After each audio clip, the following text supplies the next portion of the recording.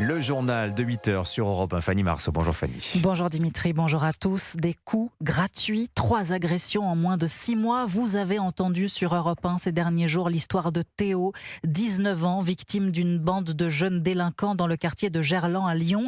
Sa mère appelle à une marche citoyenne demain. À ses côtés, les proches d'Ethan, 19 ans lui aussi, également pris pour cible par ces adolescents violents âgés de 14 à 16 ans. Le 26 décembre dernier, alors qu'il se rend au travail en trottinette, il croise ce groupe de mineurs à hauteur du pont Raymond-Barre. La suite, il la raconte à nos confrères de CNews. Au moment où je passe devant eux, il y en a un qui me course, me fait tomber en fait de ma trottinette. Moi, à ce moment-là, je tape la tête contre le trottoir. Là, en peut-être un quart de seconde, j'ai 10 individus sur moi qui me passent à tabac, me demandent de donner tout ce que j'ai. Moi, je me suis vu mourir parce que ces jeunes-là, en fait, ils sautaient à pieds joints sur ma tête. Ils étaient capables de me laisser sur la voie de tram pour mort, quoi. Parce que moi, je me suis dit, je vais mourir parce que j'ai jamais vu autant de haine dans les yeux de ces gens, quoi. C'était pas une simple agression. On veut voler quelque chose et on part avec le butin. Et en fait, j'ai essayé de me relever. Ils m'ont plaqué contre un muret, en fait. Et à ce moment-là, on me menace de me jeter par-dessus le pont. Oui, je commençais à perdre connaissance. Le témoignage difficile d'Ethan, dont les proches en appellent au pouvoir public à davantage de sévérité de la justice pour décourager les mineurs auteurs de violences. Le pédopsychiatre Maurice Berger, auteur de l'ouvrage « Mineurs violents, état inconsistant pour une révolution pénale » paru l'an dernier aux éditions L'Artilleur, était l'invité d'Europe 1 matin à 7h10. Je pense que la peine doit être proportionnelle à la gravité de l'atteinte corporelle. Ce genre de mineur a besoin d'une réponse pénale immédiate. Parce que quand on met un délai, cette réponse pénale perd tout sens. C'est toute la structure de la loi qui doit être changée. Par exemple, vous savez qu'au Danemark, la majorité pénale, c'est 15 ans, c'est pas 18 ans.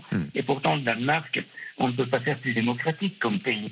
Maurice Berger, invité d'Europe 1 matin. Interview complète à retrouver sur le site et l'appli Europe 1. Et justement, la question du jour sur Europe 1, le site et l'appli Europe 1. Faut-il, comme au Danemark, abaisser la majorité pénale à 15 ans ? Vous pouvez répondre dès maintenant. Les mineurs, pour l'heure, moins lourdement sanctionnés.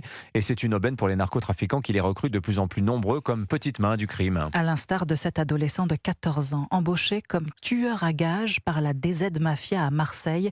En 2024, il commande un VTC pour aller exécuter son contrat, mais le chauffeur, Nessim Ramdan, 36 ans, refuse de l'y conduire. Il le paiera de sa vie, tué d'une balle dans la nuque. Le procès de cette affaire terrible s'ouvre demain à huis clos à Paris. Épreuve douloureuse pour la famille de la victime, notamment son épouse, qui s'est confiée au correspondant d'Europe 1 à Marseille, Stéphane Burgat.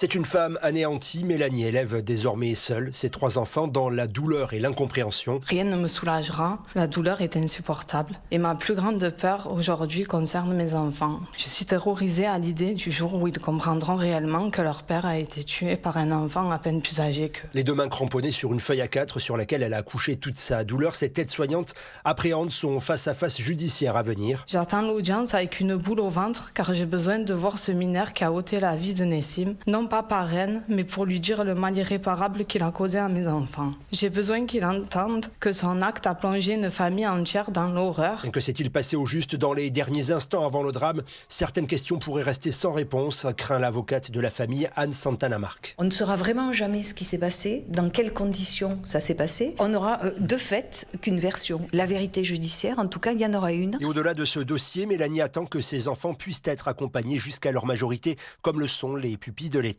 Marseille, Stéphane Burgat, Europe 1. Il est 8h05, vous écoutez Europe 1 matin. À peine passé l'épreuve du budget, Sébastien Lecornu dévoile ses chantiers à venir. Un ajustement du gouvernement d'ici 15 jours en raison des élections municipales, la publication de la programmation pluriannuelle de l'énergie par décret la semaine prochaine, une nouvelle hausse des moyens de l'armée, annonce faite hier dans la presse régionale. Alexandre Chauveau, le Premier ministre, y évoque aussi une réforme de l'AME, l'aide médicale d'État. Pour Sébastien Lecornu, l'aide médicale d'État est avant tout un dispositif indispensable. Le Premier ministre juge qu'il faudra sans doute revoir le panier de soins, mais privilégie à ce stade 2 décrets. L'un pour renforcer la lutte contre la fraude, avec des perspectives d'économie estimées à 180 millions d'euros. L'autre pour moderniser les systèmes informatiques de l'État et fluidifier le traitement des dossiers. En matière d'immigration, Sébastien Lecornu affirme par ailleurs renforcer la coopération entre le Quai d'Orsay et le ministère de l'Intérieur. C'était l'une des demandes de Bruno Retailleau Place Beauvau pour les 24 principaux principaux pays pourvoyeurs d'immigrés. L'État devrait ainsi, selon le Premier ministre, davantage conditionner l'octroi de visas au nombre de reconduites à la frontière effectuées et donc à la délivrance de laissez-passer consulaires. Enfin, sur l'Algérie, Sébastien Lecornu défend toujours la renégociation de l'accord de 1968 entre les deux pays. Celui-ci ne correspond clairement plus à nos intérêts et il y a urgence à aboutir, déclare le Premier ministre, selon qui Emmanuel Macron devrait prendre plusieurs initiatives en ce sens dans les prochaines semaines. Alexandre Chauveau du service politique d'Europe 1. C'est un acte gratuit en France, mais Dimitri, Marion, savez-vous combien coûte par exemple un accouchement ? Le coût réel, vous voulez dire ? Le coût réel, ce qu'on ne paye pas. Aucune idée. 7 350 €. Ah oui. Ça vous semble une petite fortune ? Oui. C'est normal, nous n'avons absolument pas conscience du vrai coût de notre santé. Et c'est pourquoi l'Institut Montaigne propose d'afficher le montant réel et détaillé de toutes les prestations de santé, histoire de sensibiliser tous les bénéficiaires de la Sécu et éviter les abus et les gaspillages. Reportage Romy Azoulay.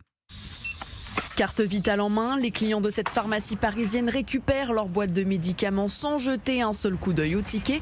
Quand on leur demande s'ils connaissent le coût réel de leurs soins, la réponse est toujours la même. Non, pas du tout. De certains produits, oui, de d'autres, non. Moi, j'en ai aucune idée. Alors globalement, non. À force de ne payer qu'une petite partie, on oublie qu'il n'y a pas d'argent magique. Comptez une 60aine d'euros pour une radio, 2000 pour une opération de la cataracte et jusqu'à 70 000 € pour une jambe cassée.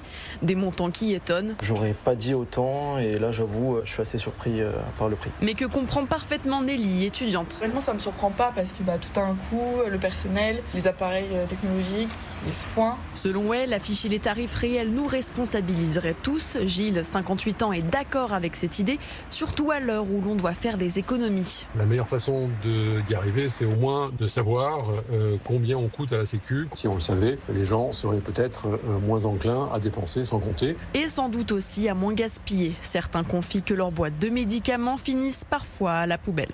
Romy Azoulay. Elle nous a quittés depuis 30 ans. Barbara continue de parler à nos cœurs. Et pour entretenir le mythe de la Dame en Noir, depuis des années, une association d'admirateurs chine, rachète, entretient ses objets fétiches, ses robes, ses partitions. Elle en a finalement fait don à la BNF, la Bibliothèque nationale de France à Paris, qui expose en ce moment une partie de ce trésor. Sébastien Bordenave. Des affiches de films ou d'opérettes dans lesquelles elle a joué, près de 200 photos, Barbara intime chez elle dans son ancienne ferme de Précy-sur-Marne, Barbara sur scène aussi forcément électrisante. Ces carnets personnels où l'on prend conscience de la méticulosité de la préparation de ses concerts qu'elle concevait comme un rendez-vous d'amour, des articles de presse où elle justifie ses adieux en expliquant vouloir, je cite, quitter le fonctionnariat de la chanson.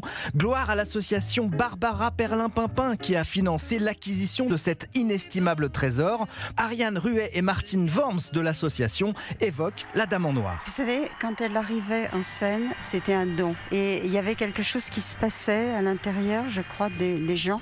Nous sommes des admirateurs et non pas des fans, parce que les fans l'embêtaient souvent. Et c'est une admiration énorme pour cet artiste qui nous a amenés là où on est. Il faut l'écouter. Et on ne peut pas raconter Barbara.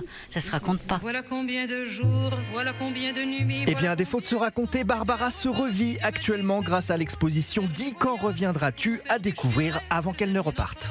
Sébastien Bordenave. Merci Fanny Marceau, c'était votre journal. Dans un instant, François-Xavier Bellamy est l'invité de Sonia Mabrouk sur Europe 1.